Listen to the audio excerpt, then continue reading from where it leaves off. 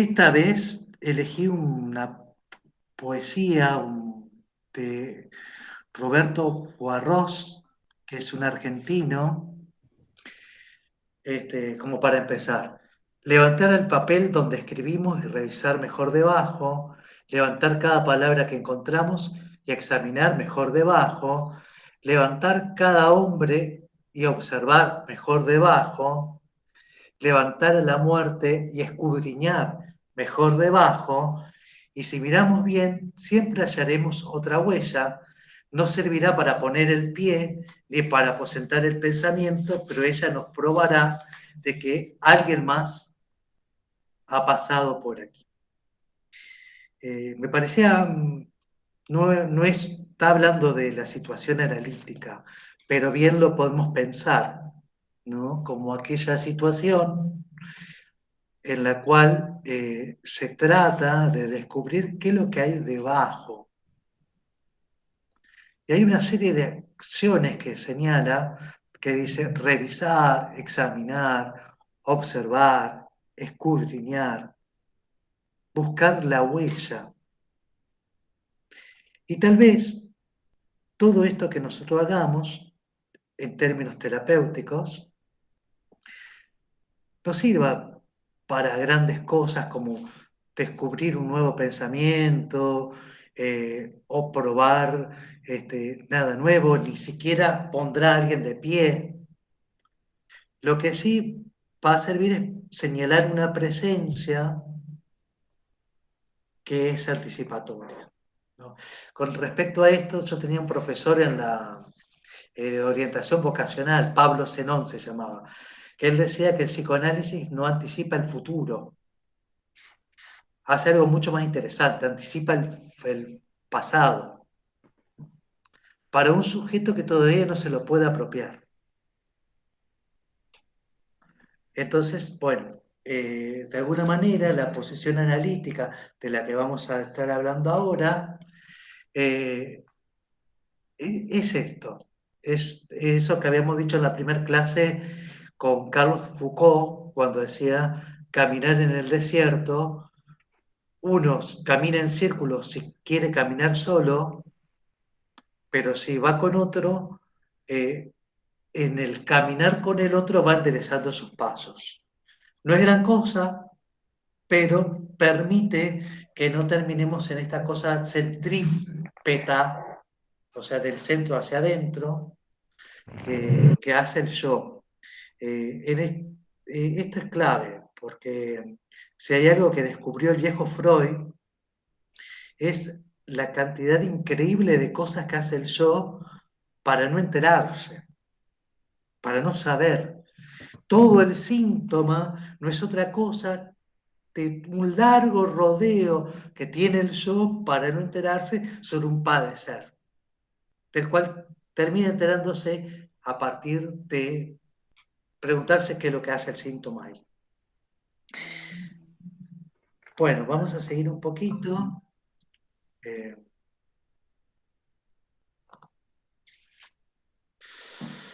Retomando lo que había hablado en la clase anterior, que es la grabada, Freud con los elementos de la época, en el caso de Drever, que es 1911, y con muy pocos elementos, porque todavía faltaría la metapsicología que recién la elabora a partir de 1915, y le falta todavía el texto que Introducción al Narcisismo, que todavía lo está pensando, y le falta toda una serie de conceptos. Él trata de explicar el delirio de Drever con una gramática, con una frase que él puede hilar: yo, un varón, lo amo a un varón. Eh, Lacan a esto va a decir, bueno, en realidad como explicación es bastante pobre, porque,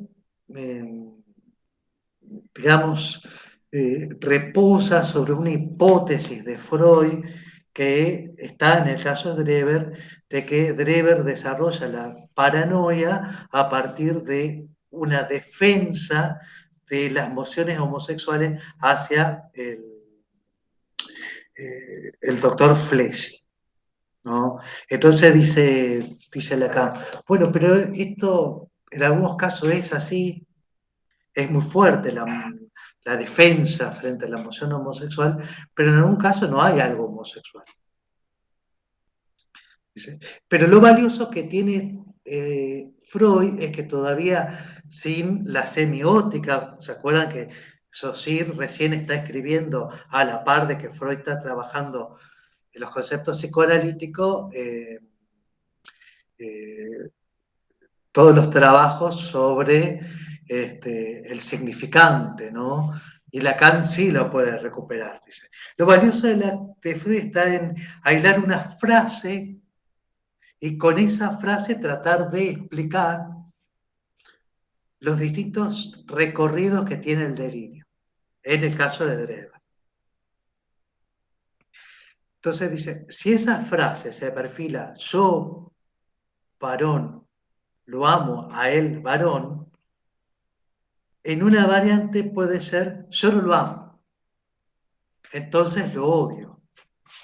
Y mediante el mecanismo de proyección transforma, es decir, yo no lo amo, yo lo odio, eso que desde el exterior odio, cuando retorna hacia mí, retorna de una manera persecutoria. Entonces, de este modo, con esta frase, explica este matiz o este momento persecutorio que tiene el delirio en Sdrever. La otra variante posible, yo no lo amo, pues yo la amo. Parece contradictoria, ¿no? La erotomanía, que ya la vamos a ver para poder diferenciar la erotomanía de la tercera etapa, que es la celotipia. La erotomanía es enloquecer de amor. Mediante el mecanismo de proyección, transforma el yo en objeto de amor del otro. Yo no lo amo, es ella la que me ama. Yo noto que ella me ama, que él me ama, que es el otro el que me ama.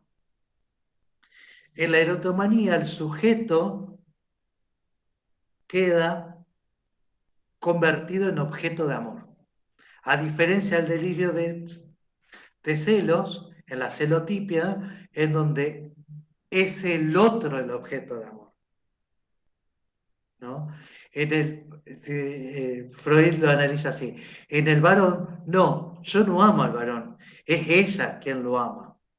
En las mujeres, no, yo no amo a las mujeres, es él que las ama. Invierte, ¿no? Entonces coloca un tercero en discordia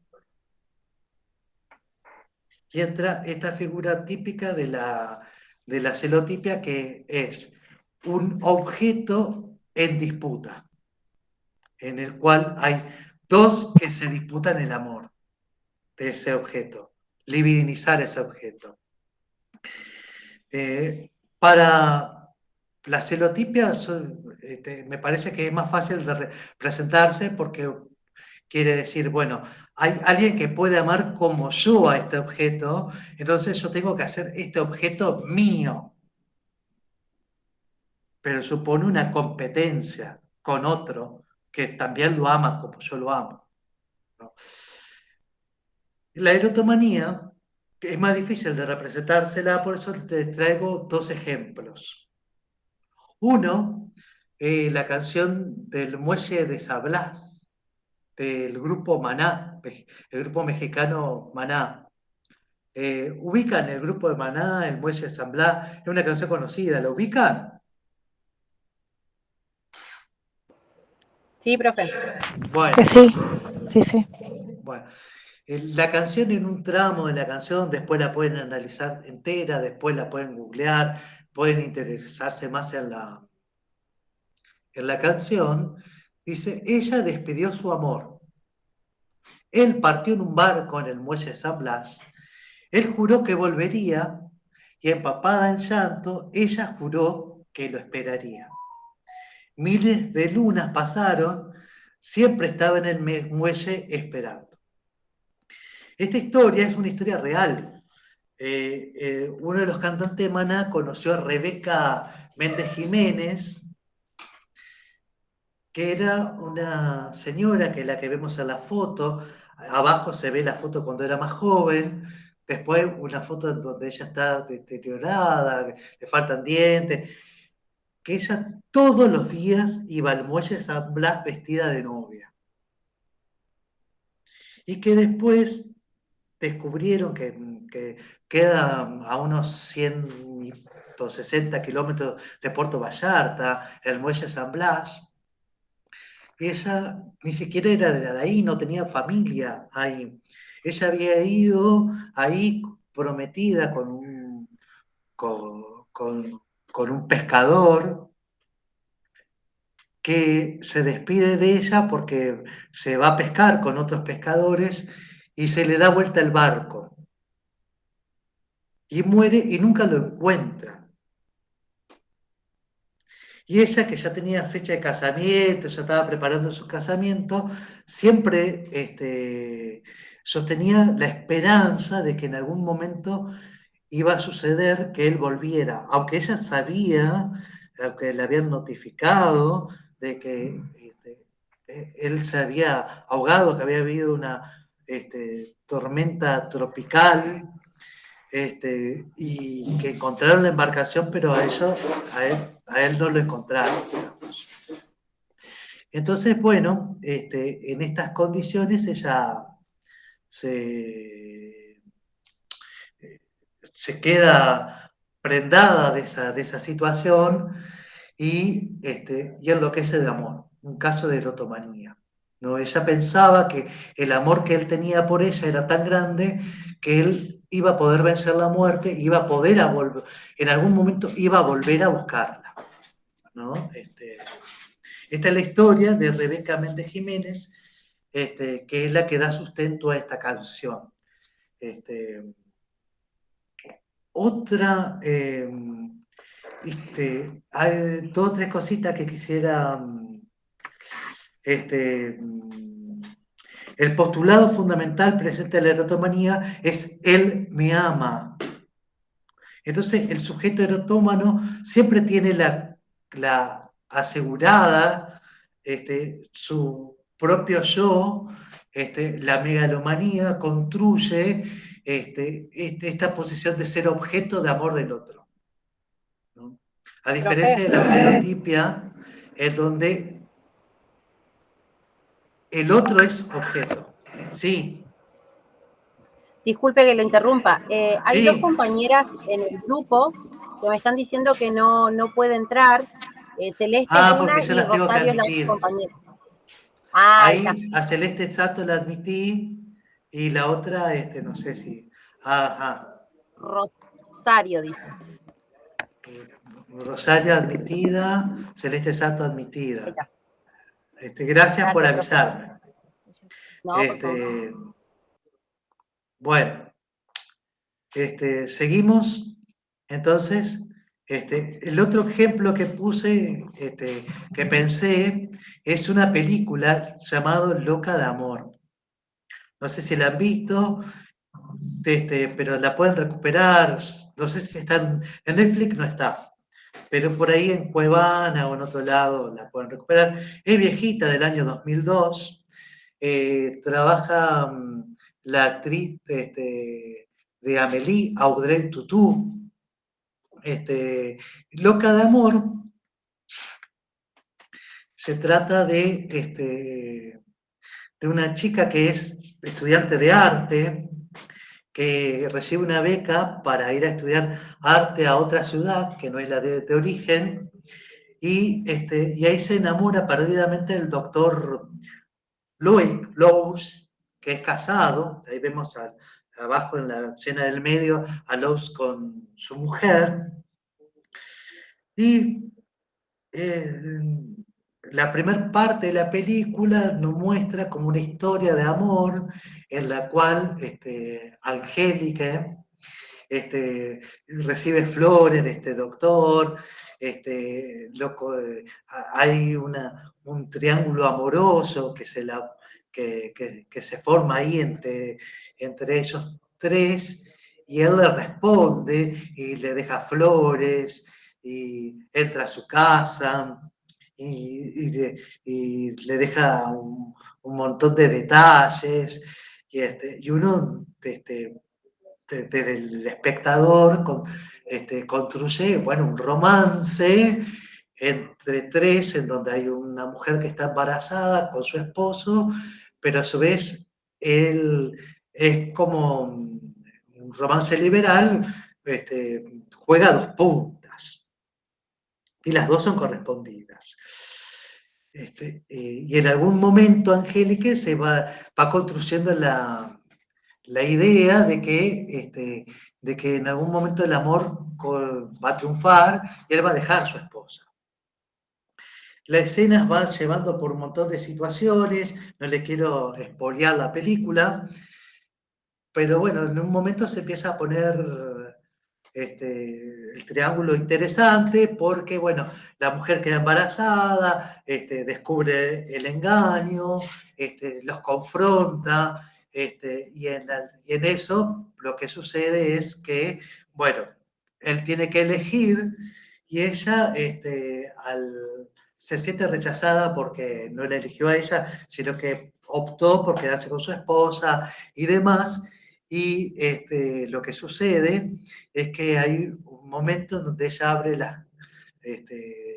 la cocina, todas las perillas de gas, y se acuesta sobre el piso y cierra los ojos. En ese momento que no sabemos, después vamos a saber qué es lo que va a suceder, pero en ese momento no sabemos si se murió o no, o bueno, o quedó dormida. Eh, Ahí es como que la película utiliza el recurso del rebobinado y vemos la historia ahora desde el punto de vista del doctor Lois, que no la conoce y él siente que hay alguien que lo está acosando, pero que nunca llega a saber quién es. ¿No? Y siente que alguien se entromete en su vida, al ramo de flores le falta una flor, eh, hay cosas que cambian de lugar dentro de su casa, que alguien ingresa a su casa cuando ellos no están y él está trabajando, eh, pero no termina de descubrir, hasta que hay un momento en donde se da la convergencia y, y él entiende quién es la persona que lo está acosando, ¿no? En ese momento, él, para cortar de plano, dice que nunca ha habido, no hay ni habrá algo entre ellos. Y ella queda como muy dolida a partir de ahí, y bueno, y enloquece. Y la terminan llevando a un psiquiátrico, en donde la tratan, la compensan y le dan para que siga el tratamiento desde su casa unas pastillas, le recomienda que las tome cada tanto tiempo, qué sé yo. Y termina la película con un detalle que se los dejo liberado a ustedes para no terminar de explicar toda la película, es donde muestra qué es lo que ella hizo con las pastillas. Bueno, más o menos entienden lo que es la erotomanía.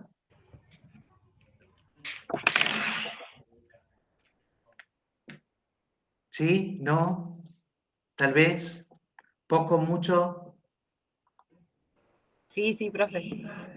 ¿Se entiende? ¿Se entiende la diferencia entre erotomanía y la celotipia?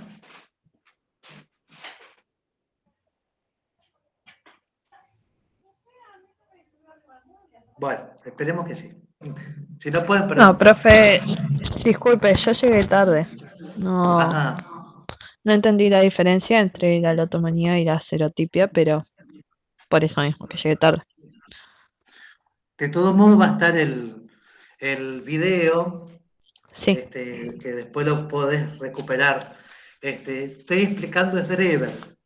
Este, Freud ensaya cómo es el delirio de Drever, va pasando por tres grandes estados: paranoia, erotomanía y celotipia, a partir de analizar la gramática de una frase.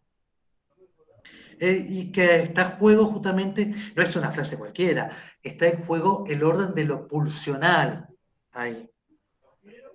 Y entonces dice, bueno, el delirio persecutorio tiene cierta lógica, el delirio erotómano tiene otra lógica y la celotipia tiene otra. En el delirio paranoico lo que hay es una proyección y una vuelta del exterior en formato de odio, de rechazo. En el delirio de celotipia lo que hay es poner al otro como objeto de amor y entra un tercero imaginario en disputa de ese objeto de amor. Por eso los celos es celos siempre de un otro que pueda amar más el objeto que yo. Siempre estamos hablando narcisísticamente. Freud ya acá tiene claro de que la psicosis tiene algo que ver con el narcisismo. Y en la erotomanía, yo soy el objeto de amor del otro. Y como les mostraba en este caso, un otro que no va a volver porque murió, en el caso de la canción del muelle San Blas, de Rebeca, o un otro que jamás correspondió, ni siquiera sabe que existo, como el caso de la película Loca de Amor. Un amor platónico, en donde yo me voy imaginando que el otro, bueno, me responde, me ama, está tan enamorado de mí que va a dejar la mujer por mí. ¿Se dan cuenta de eso? Bueno, quería que lo analicen. Dice Lacan, de esta gramática de las pulsiones de Freud, dice que lo más valioso no es la hipótesis que la sustenta, que es la defensa de las emociones homosexuales en el presidente Schreber, sino lo más valioso es el análisis que Freud trata de hacer del contenido de una frase y todas las variantes posibles, cómo puede ir transformando, variando el delirio en el caso del presidente Schreber. Por ahora vamos al texto de Fernando, que se llama la posición del analista ante la psicosis. Obviamente, está muy bueno la frase de Lacan que elige. Ser psicoanalista es sencillamente abrir los ojos ante la evidencia, de aquello de que nada es más disparatado que la realidad humana. Si creen tener un yo bien adaptado, razonable, que sabe navegar, reconocer lo que debe y no debe hacer, tener en cuenta las realidades, solo queda apartarlos de aquí. Es decir, no espantarse ante nada. Ser humano es disparatado. En algunos casos es más disparatado que otros. Pero, por ejemplo, he disparatado un montón de cuestiones que suceden en nuestras vidas. Entonces, analizarlas en un análisis supone la disposición de un dispositivo que en algunos casos es más aplicable y en otros no. Y esto es lo que va a tratar de complejizar Fernando con respecto a la psicosis. ¿No? Aquello que Freud pensaba que el análisis era posible para los neuróticos, no es lo mismo lo que piensa con respecto a la psicosis. Pero no obstante, a la pregunta si hay transferencia o no a la psicosis, tenemos como variantes en las cuales hay momentos en los que Freud parece responder que no, y hay momentos donde Freud claramente está diciendo que sí. Es distinta, pero hay transferencia. Bueno, vamos al texto de Fernando.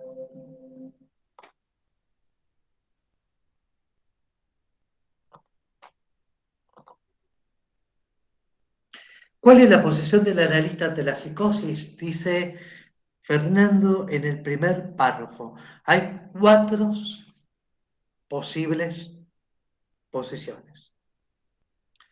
Una supuesta ausencia de la transferencia, entonces no se puede hacer nada. El sujeto queda bajo la erotomanía mortificante, es decir, está tomado por la lógica del delirio, y el delirio lo pone en un punto muerto en donde no puede hacer nada. La tercera, el delirio como intento de curación, que es la de Freud. En algún momento Freud dice, bueno, la función de un delirio en la psicosis es lograr un intento de curación, una recomposición psíquica. Y la cuarta es la lacaniana, con la famosa prédica de acotar el goce. El goce del cual el sujeto es objeto es ilimitado en la psicosis. ¿Cómo se trabaja analíticamente con la psicosis? De acuerdo a Jacques Lacan, acotando el goce. Lacan en el seminario 3 tiene con la humildad que no lo caracterizaba.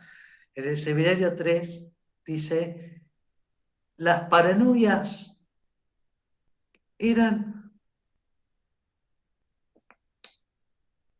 más o menos lo mismo para un montón de autores y no decían mucho respecto de la paranoia y de cómo tenemos que tratarla. Hasta que un tal Jacques Lacan se puso a trabajar en eso. Lacan decía, bueno, hasta ahora nadie dijo qué es lo que tenemos que hacer con la paranoia. Han tirado una serie de principios, alguna serie de elementos teóricos, pero todavía no sabemos qué es lo que hay que hacer. Bueno, la posición lacaniana ustedes la pueden resumir en que hay que trabajar acotando el goce. Bueno, algunos señalamientos importantes del texto. Son tres grandes líneas que aparecen en el texto de Fernando. Uno tiene que ver con la posibilidad de alojar y trabajar desde y con el delirio. Ya lo hemos dicho en otras clases, el delirio para el psicoanálisis no significa el derrapamiento del sujeto, no significa algo que hay que atacar y clausurar, sino todo lo contrario. La apuesta del análisis, del psicoanálisis, es que el delirio haga todo su despliegue, tanto con Freud como con Lacan. Freud va a decir, en el delirio hay un intento de cura, y Lacan va a decir, a través del delirio hay una construcción en donde lo que se está tratando de hacer con esa construcción delirante es tratar de acotar el goce. Y acá entran varios conceptos que yo les recomiendo que lo marquen, que lo saquen al costado del texto, que lo conceptualicen a partir de la lectura del texto. Cuando uno tiene un concepto, tiene un renglón, un par de palabras que se puede acordar toda la vida y también en el examen para decir, la transferencia es la reedición, reelaboración, resignificación de emociones pulsionales y fantasías que tienen la particularidad de ser dirigidas a una persona anterior, pero que en este momento recaen sobre la persona del analista. Eso es un concepto. ¿De dónde lo estoy leyendo? De ningún lado. Me lo sé, me lo aprendí. Ustedes traten de sacar conceptos así, de transferencia, de método, de intervenciones realistas, de vacilación en la implicación forzada del analista. Todas estas cosas traten de conceptualizarlas para poder ustedes recuperarlas en el momento que tengan que rendir, en el momento que tengan que dar cuenta de esto. Este texto, ustedes háganse esta idea. Este texto es un texto del que es el profesor de la cátedra. Lo conoce mejor que cualquier otro texto porque lo escribió él, pero a su vez también espera que ustedes en algún examen lo citen. Entonces es estratégico que lo sepan bien y que sepan estas cuestiones bien. Por ejemplo, en el texto del profesor Canale, sentado en el examen, dice, él nos señala que Maleval plantea la dificultad que tiene Freud de pensar la psicosis de los estados narcisísticos. Ah, muy bien. ¿Cómo es eso? Porque Maleval habla de la retracción libidinal que pediría cualquier posibilidad de lazo y de transferencia con el otro. Es contradictorio esto en Freud con algo que él va a escribir en Introducción al Narcisismo.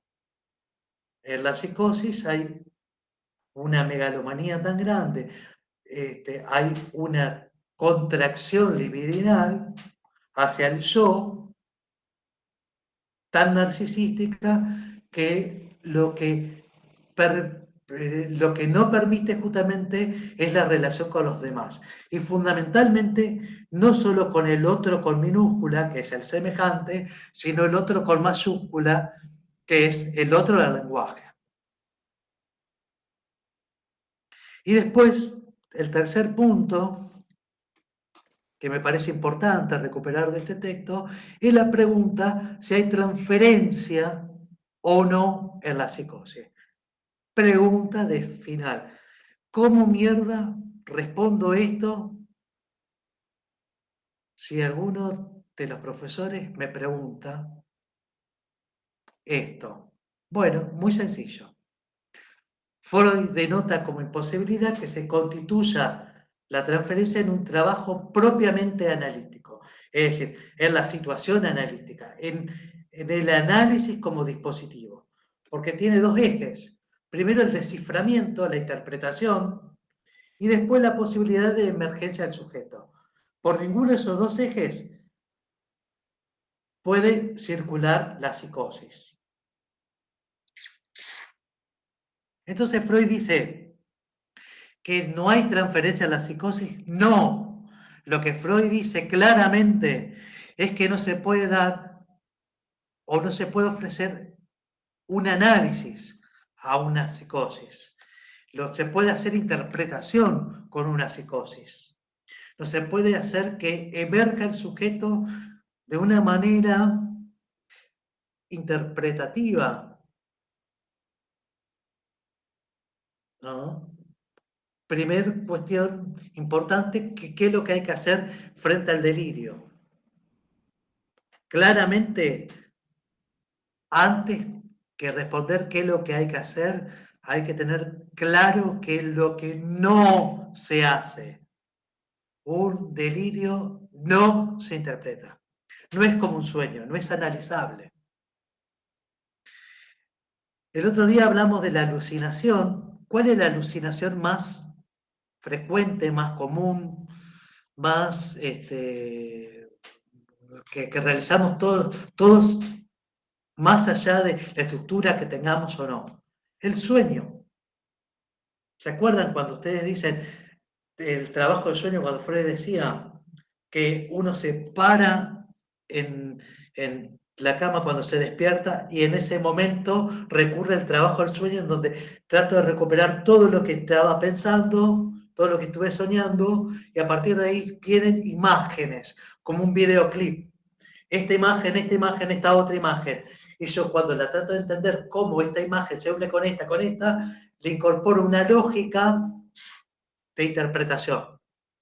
Ese trabajo del sueño es la elaboración secundaria. La primaria es mientras sueño, me estoy durmiendo.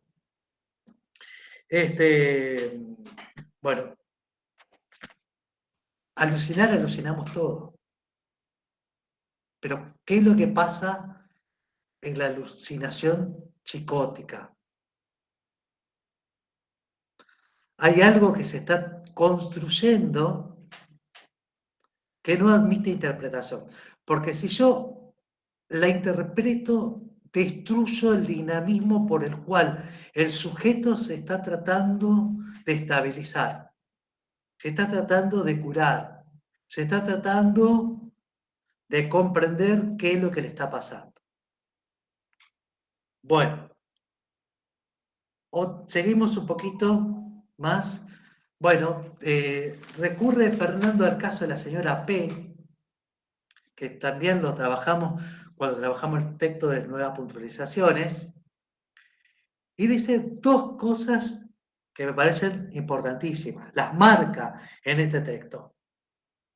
El caso de la señora P nos muestra dos fenómenos en donde con Freud nos hace pensar en un claro diagnóstico de psicosis. Uno, los fenómenos de captación de pensamiento. Yo creo saber qué es lo que piensan los demás.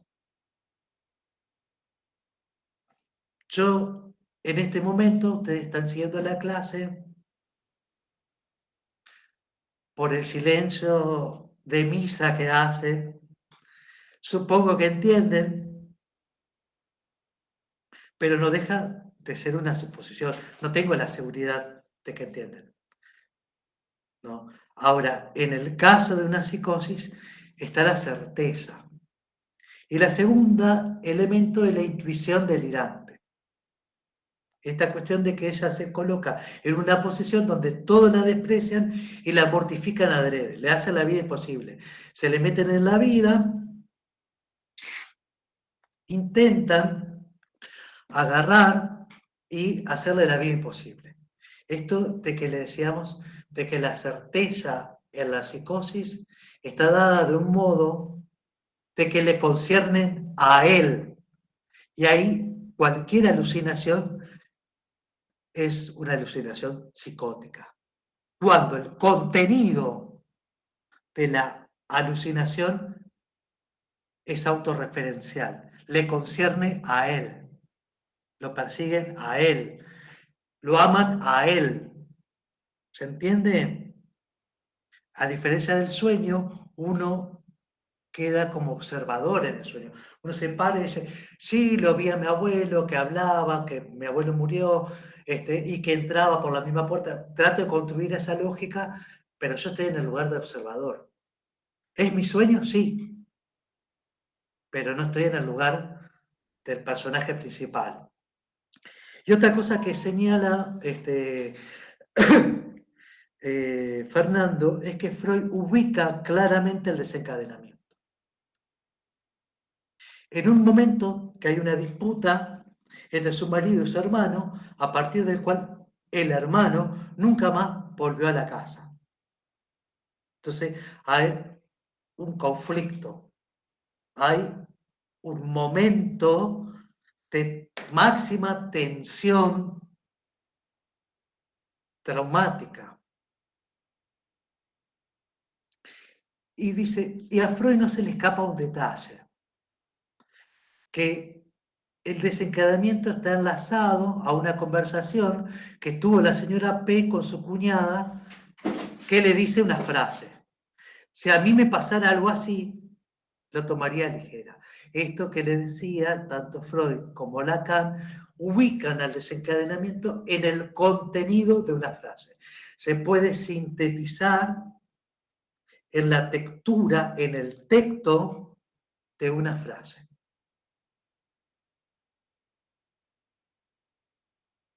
Bueno, algunos aspectos, siguiendo el texto, ¿no?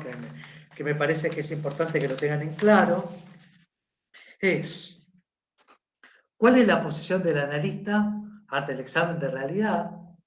El examen de realidad que tanto para la psiquiatría como para Freud, que ustedes van a ver que Freud va a tener problemas con este concepto que es el examen de la realidad, porque va a decir en la neurosis hay un conflicto entre el yo y la realidad. En cambio, en la psicosis hay un conflicto entre el yo y el ello. Ahora, como dejando por fuera la realidad. ¿Qué es la realidad? ¿Qué es lo que determina la realidad? ¿Qué es lo verdadero y qué es lo falso ante el examen de realidad? La realidad sabemos que es una percepción. Ahora, ¿qué define que una realidad sea verdadera o sea falsa? El examen de realidad como criterio clínico es bastante endeble. No es es un criterio que no es criterioso. A eso me refiero. Pero no obstante, Freud hace una operatoria que diluye el binarismo encontrado entre la verdad y la ficción. No es contradictoria la verdad en la ficción. En la famosa frase, ya no creo más en mis histéricas, Freud va a descubrir que más allá de que la escena que trae las histéricas al análisis sea verdad o no verdad, es una verdad subjetiva, una verdad psíquica. Y ya a partir de 1905 construye un concepto tan importante, que es el concepto de fantasía, que lo construye en el texto Tres ensayos. ¿Qué es la fantasía? Es el guión imaginario, es esa escena en donde la ficción, por ejemplo, yo ahora me imagino que ustedes me van siguiendo en la clase, que ninguna se quedó dormida, que están tomando apunte, pero no la estoy viendo y no tengo forma de corroborar si esa ficción es realidad. Ahora, la fantasía es una construcción subjetiva. Yo estoy haciendo todo con mi fantasía para que este guión escenario, este guión imaginario, entre en la realidad. Lacan va a ir un poco más allá y va a distinguir entre el real y realidad. Lo único real, va a decir Lacan, lo único inapelable, real, son dos representaciones, sexualidad y muerte. Y la realidad es la percepción de lo real, que siempre está mediado y siempre tiene elementos de ficción, imaginarios, imaginarios, simbólicos, en los cuales yo trato de hacerlo. Por ejemplo, en este momento, ustedes detrás mío ven limones.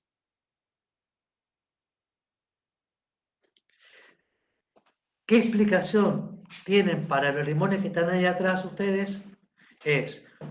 Lo compró en una verdulería, le gustan mucho limones, tiene un árbol de limón, le regalaron limones, le gusta consumir limón. Hay un montón de explicaciones teóricas que ustedes suponen a partir de una observación que es el limón que aparece acá atrás, ¿no? Entonces se dan cuenta lo real y la realidad. Otra cuestión que quiero señalar, que con esto ya vamos medio redondeando, es que la transferencia supone para el psicoanálisis una interrogación ética, clínica, sobre la práctica del analista. Quiero señalar esto de la posición ética, porque la posición ética no es como algo elegible. La posición ética coloca en una situación analista, según Lacan, ¿por qué no es posible que en la psicosis ofrezcamos análisis? Coloca al analista en un lugar que es el sujeto supuesto a saber. Alguien con neurosis va al analista para que el analista le diga qué es lo que le pasa. Ahora, Si colocamos a eso, como lo dije en el video con el doctor Sdreber, el presidente Sdreber y el doctor Fleshy, lo coloca en un lugar persecutorio. ¿Por qué? Porque si el doctor Fleshy dice, la psiquiatría avanzó mucho, quédate tranquilo, yo sé qué es lo que tengo que hacer para curarte, esa frase, ante la psicosis, dispara un delirio persecutorio. Se dan cuenta cómo es una posición ética de que no puedo ser ubicado nunca en el lugar de sujeto supuesto saber, que en la neurosis sí. Y entonces, ¿qué es lo que tengo que hacer? Nunca sancionar.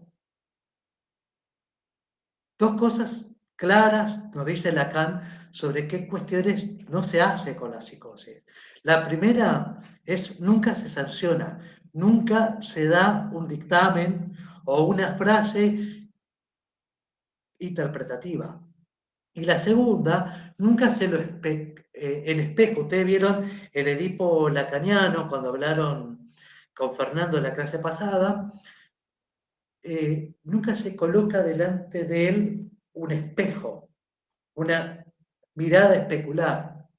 ¿Por qué? Porque en lo especular se ve justamente esta cuestión del yo fragmentado. Que eso, en la experiencia edípica, hay un recurso subjetivo por delante que permite salvar eso, pero ante la psicosis no.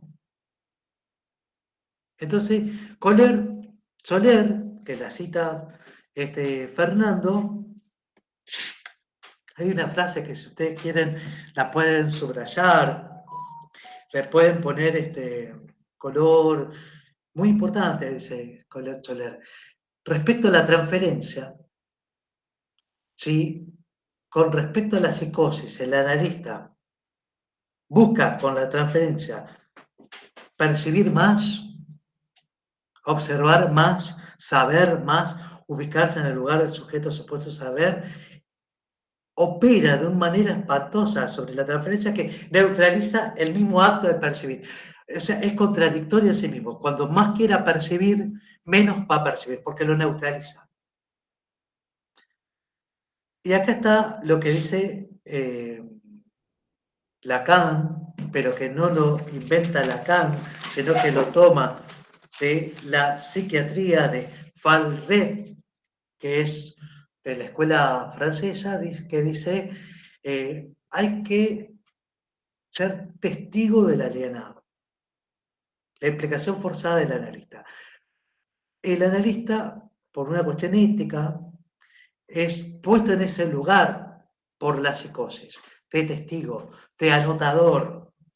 Esto que es como que hay que seguirle el tren al loco, hay que seguir el delirio y ser parte del delirio y aceptar que uno en ese lugar, si quiere una implicación curativa, una implicación que le significa al sujeto una restauración de su capacidad psíquica, tiene que ser colocado en ese lugar de testigo y soportarlo, ¿no?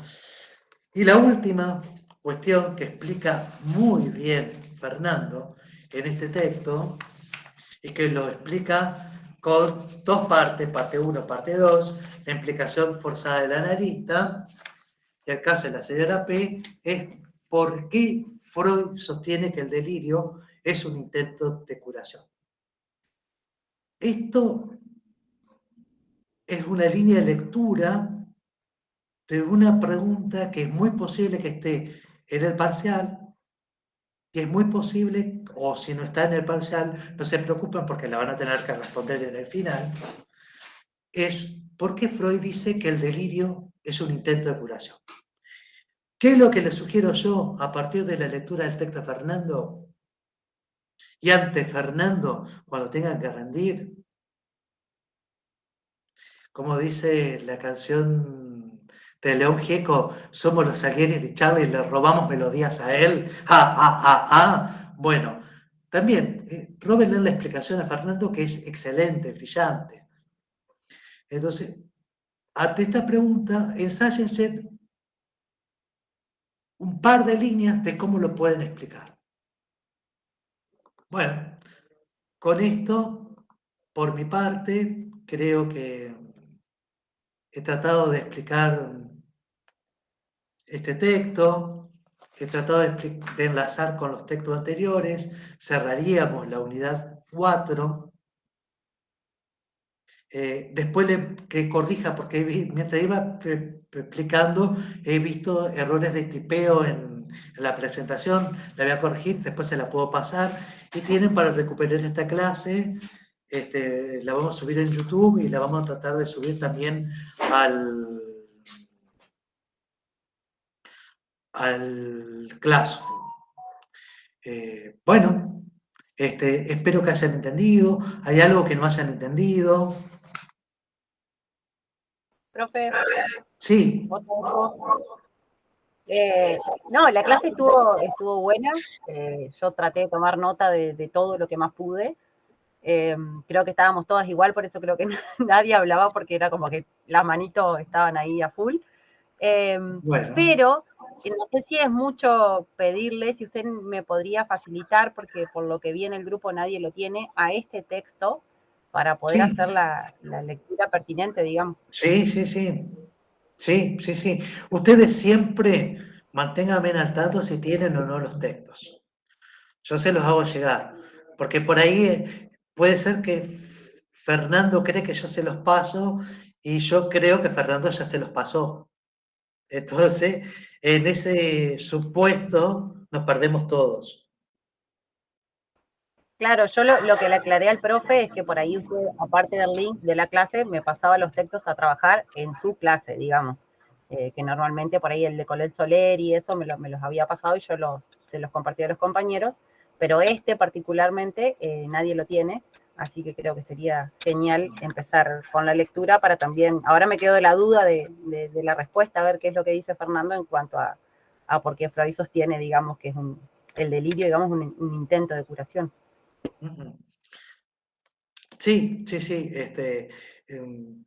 Y ustedes traten, yo estoy haciendo un esfuerzo en los prácticos que ustedes comprendan y tengan como una serie de indicaciones por donde pueden ir para cuando van al texto, no sentirse tan a la intemperie, ¿no? Y después tomen este recurso que es importante para preparar un final, un examen, de decir, bueno, imaginarme qué pregunta me pueden hacer.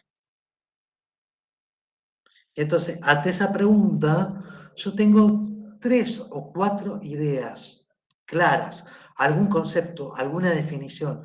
Yo en este momento he tratado, en el texto, podría ponerme a leerlo y hacer un análisis y demás, pero lo que he tratado de hacer con ustedes es marcarle una serie de cuestiones importantes que son las que después ustedes pueden recuperar en un final, en un examen. Claro, sí, no, de mi parte súper agradecida porque por ahí hay textos que la verdad que me siento media perdida, que por ahí pienso que todo es importante y me termino mezclando sola, o por ahí dejo pasar conceptos o cuestiones que nada, que teniendo estas clases por ahí me ayudan un poco a saber dónde por ahí hacer el hincapié. Y con respecto a que usted hablaba de un parcial, yo el año pasado, nosotros, bueno, la mayoría, no sé si todos, no tuvimos parciales, bueno, por todo el tema de pandemia y eso, que estaba todo cambiado. Y ahora mi pregunta es, ¿nosotros rendimos un parcial para después pasar al final? ¿Es un parcial oral? No sé cómo sería el No, no tema. sabemos. Ah, ok, ok. Un parcial es, digamos, la segunda parte del año, la primera parte ya fue evaluada. Veremos cómo lo vamos a hacer al parcial, si es que va a haber. Eso depende de Fernando, ¿no? En realidad, el final sí entra todos los textos, todas las unidades y lo que se dice en los prácticos como los teóricos. Entonces, por ahí yo apunto más que nada al final. Perfecto. Gracias. Bueno, recuerden que posición del analista es básicamente el lugar donde es puesto el terapeuta, el que sostiene la cura, ¿no?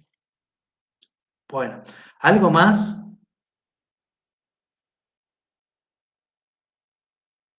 Bueno, de esta manera cerramos la unidad 4. Para la unidad 5 vamos a empezar con el texto de Maleval. Y después vamos a ir viendo otros textos que son los que hemos agregado con Fernando. En realidad lo agregó él, pero que es muy interesante la bibliografía, porque a su vez también la idea es que ustedes se vayan construyendo a través de casos. No es obligación, por ejemplo, ver la película, pero si quieren entender la erotomanía, la película lo grafica muy bien. Un ejemplo de erotomanía, yo cuando estaba haciendo mis prácticas pasó algo terrible en la ciudad de Paraná, en donde una noche hay una joven pareja en donde hay una chica que se muere con un montón de, de puñaladas en brazos de su novio. Cuando llega la policía, el novio dice, se murió, y yo le pedía que aguante, que resista, y se me murió. Entonces la policía rápidamente orientó la búsqueda o las primeras hipótesis hacia otro sujeto y no pensó en prima fase, en primera instancia, que se tratara de un feminicidio. Con, con los testimonios, con otros elementos que hacían ruido, después siguieron investigando y no había resultado lo que a primera impresión parecía. Era un feminicidio, le había matado él.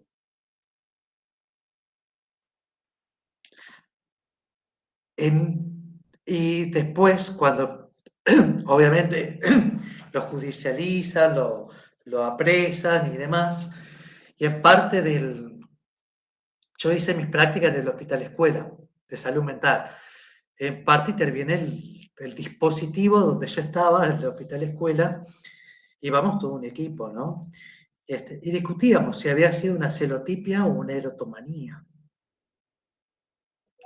Y se resolvió con el hecho de que, de aquella famosa frase de que ella se me murió en los brazos.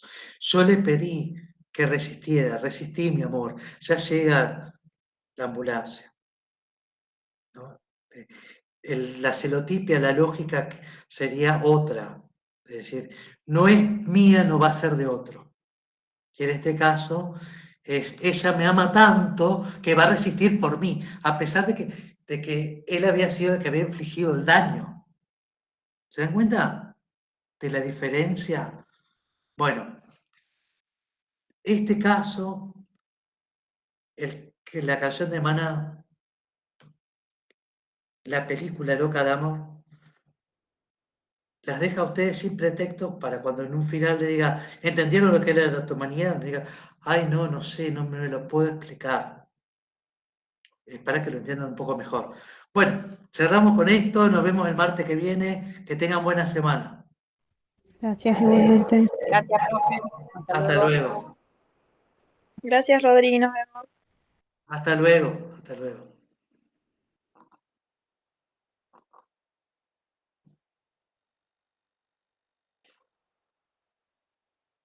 Ya estás.